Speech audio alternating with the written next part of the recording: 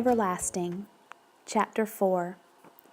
At sunset of that same long day, a stranger came strolling up the wood from the village and paused at the Fosters' gate.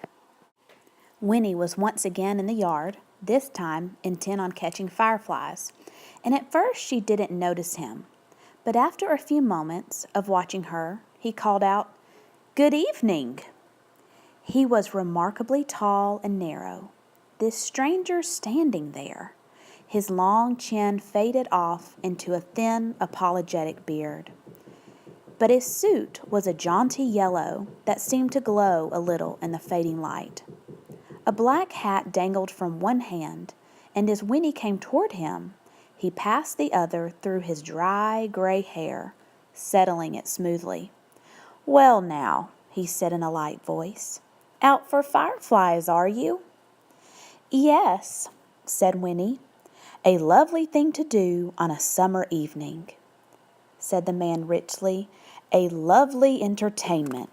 I used to do it myself when I was your age, but of course that was a long, long time ago."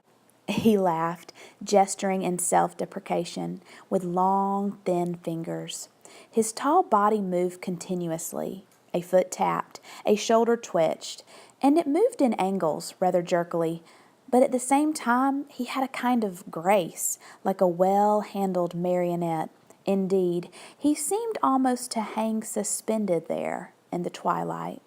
But Winnie, though she was half charmed, was suddenly reminded of the stiff black ribbons they had hung on the door of the cottage for her grandfather's funeral. She frowned and looked at the man more closely, but his smile seemed perfectly all right, quite agreeable and friendly. "Is this your house?" asked the man, folding his arms now and leaning against the gate. "Yes," said Winnie. "Do you want to see my father?" "Perhaps, in a bit," said the man, "but I'd like to talk to you first. Have you and your family lived here long?" "Oh, yes," said Winnie. "We've lived here forever." "Forever," the man echoed thoughtfully. It was not a question, but Winnie decided to explain anyway. "Well, not forever, of course, but as long as there have been any people here. My grandmother was born here. She says this was all trees once, just one big forest everywhere around, but it's mostly all cut down now, except for the wood." "I see," said the man, pulling at his beard. "So, of course, you know everyone and everything that goes on." "Well, not especially," said Winnie. "At least, I don't. Why?" The man lifted his eyebrows. "Oh," he said, "I'm looking for someone. A family." "I don't know anybody much," said Winnie, with a shrug. "But my father might. You could ask him." "I believe I shall," said the man. "I do believe I shall." At this moment the cottage door opened, and in the lamp glow that spilled across the grass, Winnie's grandmother appeared. "Winifred, who are you talking to out there?" "It's a man, Granny," she called back. "He says he's looking for someone." "What's that?" said the old woman. She picked up her skirts and came down the path to the gate. "What did you say he wants?" The man on the other side of the fence bowed slightly. "Good evening, madam," he said. "How delightful to see you looking so fit." "And why shouldn't I be fit?" she retorted, peering at him through the fading light. His yellow suit seemed to surprise her, and she squinted suspiciously. "We haven't met, that I can recall. Who are you? Who are you looking for?" The man answered neither of these questions. Instead, he said, "This young lady tells me you've lived here for a long time, so I thought you would probably know everyone who comes and goes." The old woman shook her head. "I don't know everyone," she said, "nor do I want to, and I don't stand outside in the dark discussing such a thing with strangers. Neither does Winifred, so—" And then she paused, for through the twilight sounds of crickets and sighing trees A faint, surprising wisp of music came floating to them, and all three turned toward it, toward the wood.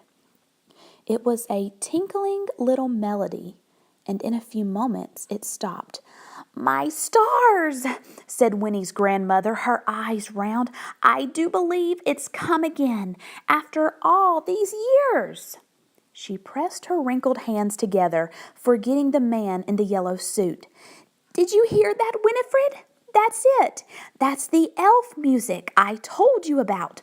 Why, it's been ages since I heard it last. And this is the first time you've ever heard it, isn't it? Wait till we tell your father." And she seized Winnie's hand and turned to go back to the cottage. Wait, said the man at the gate.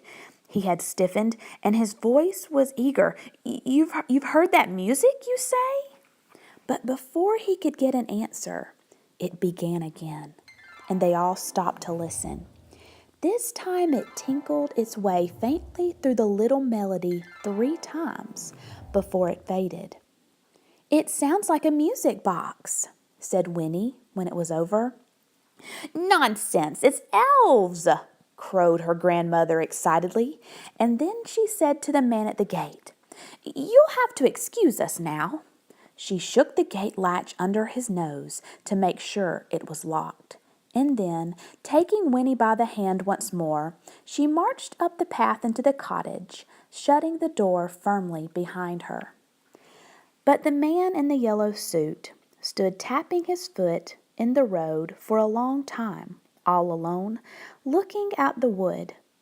The last stains of sunset had melted away, and the twilight died too, as he stood there, though its remnants clung reluctantly to everything that was pale in color: pebbles, the dusty road, the figure of the man himself, turning them blue and blurry. Then the moon rose. The man came to himself and sighed. His expression was one of intense satisfaction. He put on his hat, and in the moonlight his long fingers were graceful and very white. Then he turned and disappeared down the shadowy road, and as he went he whistled, very softly, the tinkling little melody from the wood.